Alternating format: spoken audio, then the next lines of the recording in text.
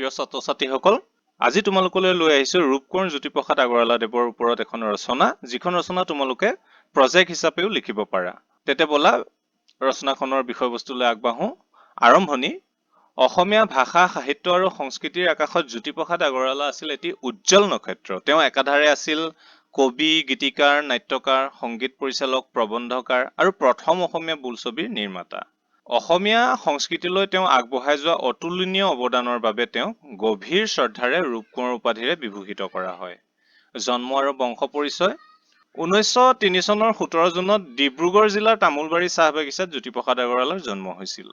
তেওঁৰ পিতৃ আছিল পৰমানন্দ আগৰৱালা আৰু মাতৃ কিৰণময়ী আগৰৱালা। তেওঁলোকৰ পূৰ্বপুৰুষ ৰাজস্থানৰ পৰা ব্যৱসায় সূত্ৰে অসমলৈ আহিছিল যদিও কালক্ৰমত অসমৰ মাটি আৰু সংস্কৃতিৰ সৈতে বিলীন হৈ সম্পূৰ্ণ অসমীয়া হৈ পৰিছিল। তেওঁৰ পৰিয়ালটো আছিল এক চহকী সাংস্কৃতিক পৰিৱেশেৰে সমৃদ্ধ। ইয়াৰ পিছত আছে শিক্ষা আৰু কৰ্মজীৱন। জ্যোতিপ্ৰসাদ আগৰৱালাই ডিব্ৰুগড় আৰু তেজপুৰত প্ৰাথমিক আৰু মাধ্যমিক শিক্ষা লাভ কৰে। 1921 চনত তেওঁ হাইস্কুল শিক্ষান্ত পৰীক্ষাত উত্তীৰ্ণ হয়। ইয়াৰ পিছত তেওঁ উচ্চ শিক্ষাৰ বাবে কলকাতা আৰু পিছলৈ 1926 চনত অৰ্থনীতি পঢ়িবলৈ ইংলেণ্ডলৈ যায়। প্ৰিয় ছাত্ৰ-ছাত্ৰীসকল, এনেধৰণৰ ভিডিঅ' পাই থাকিবৰ কাৰণে তোমালোকে এই চেনেলটো এতিয়াই ছাবস্ক্ৰাইব কৰি থোৱা আৰু আমাক অলপ উৎসাহ বঢ়াবৰ কাৰণে ভিডিঅ'টোত এটি লাইক কৰি তোমালোকৰ লগৰ সকলোলৈকে এই ভিডিঅ'টো শ্বেয়াৰ কৰি দিবা। তেন্তে বলা পৰৱৰ্তী অপশ্যনটোলৈ আগবাঢ়ো। চলচ্চিত্ৰ শিল্পৰ শিক্ষা। ইংলেণ্ডত থকাৰ সময়তে চলচ্চিত্ৰ শিল্পৰ প্ৰতি আকৰ্ষিত হৈ তেওঁ জাৰ্মানীৰ বাৰ্লিনলৈ যায় আৰু তাত থকা বিখ্যাত ইউফা অৰ্থাৎ UFA ষ্টুডিঅ'ত চলচ্চিত্ৰ নিৰ্মাণৰ 7 মহীয়া এক প্ৰশিক্ষণ গ্ৰহণ কৰে। 1930 চনত তেওঁ অসমলৈ ঘূৰি আহে। অসমীয়া বোলছবিৰ জনক হিচাপে ৰূপকোঁৱৰ জ্যোতিপ্ৰসাদ আগৰৱালা। অসমীয়া সংস্কৃতিলৈ জ্যোতিপ্ৰসাদৰ আটাইতকৈ ডাঙৰ অৱদান আছিল প্ৰথম অসমীয়া বোলছবি জয়মতী। 1935 চনৰ 10 মাৰ্চত কলিকতাৰ ৰনাক থিয়েটাৰত জয়মতী মুক্তি দিয়া হয়। বহু অভাৱ অনাটন আৰু কাৰিকৰী অসুবিধাৰ মাজতো তেওঁ ভোলাগুৰি চাহ বাগিচাত চিত্ৰবন নামৰ এটা অস্থায়ী ষ্টুডিঅ' সাজি এই ছবিখন নিৰ্মাণ কৰিছিল। ইয়াৰ পিছত 1939 চনত তেওঁ দ্বিতীয়খন অসমীয়া কথাছবি ইন্দ্ৰমালতী নিৰ্মাণ কৰে। সাহিত্য আৰু সংগীতৰ ক্ষেত্ৰলৈ অৱদান। জ্যোতিপ্ৰসাদ আগৰৱালা এক বিৰল প্ৰতিভাধৰ সাহিত্যিক আছিল। মাত্ৰ 14 বছৰ বয়সতে তেওঁ বিখ্যাত শোণিতগৌৰী নাটখন ৰচনা কৰিছিল। তেওঁৰ উল্লেখযোগ্য নাটকসমূহ হ'ল কাৰেঙৰ লিগিৰী, ৰূপালীম, লভিতা, নিমাতী কন্যা আদি। তেওঁ নিজে ৰচনা কৰা আৰু সুৰ আৰোপ কৰা গীতবোৰক জ্যোতি সংগীত বুলিও কোৱা হয়।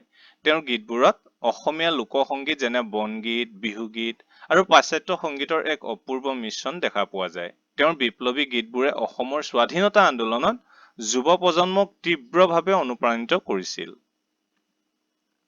স্বাধীনতা আন্দোলনত ভূমিকা।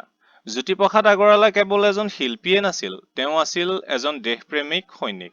1932 চনত মহাত্মা গান্ধীৰ আহ্বানত হোৱা আইন অমান্য আন্দোলনত সক্ৰিয়ভাৱে অংশগ্ৰহণ কৰি তেওঁ 15 মাহ কাৰাবাসো খাটিবলগীয়া হৈছিল।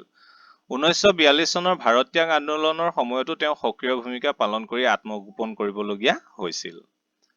ইয়াৰ পিছৰ অপশ্যন হৈছে সামৰণি।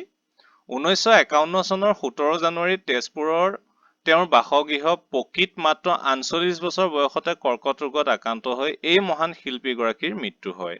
তেওঁৰ মৃত্যু দিৱসটোক সমগ্ৰ অসমত শিল্পী দিৱস হিচাপে অত্যন্ত শ্ৰদ্ধাৰে পালন কৰা হয়।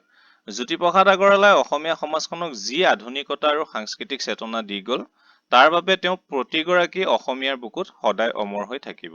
ইয়াত যিটো চহী দেখুওৱা হৈছে, এই চহীটো জ্যোতিপ্ৰসাদ আগৰৱালাদেৱৰ নিজ হাতেৰে লিখা চহী। প্ৰিয় ছাত্ৰ-ছাত্ৰীসকল, আগৰৱালাদেৱৰ যি ৰচনা আমি প্ৰস্তুত কৰিছিলোঁ, সেই ৰচনাখন ইমানতে সমাপ্ত হৈছে। এইখন লিখিলে তোমালোকে পৰীক্ষাত খুব ধুনীয়া নম্বৰ পাবা। তেন্তে অন্য এটি ভিডিঅ' লৈ অনাৰ আশাৰে আজিলৈ এৰিছোঁ। ধন্যবাদ।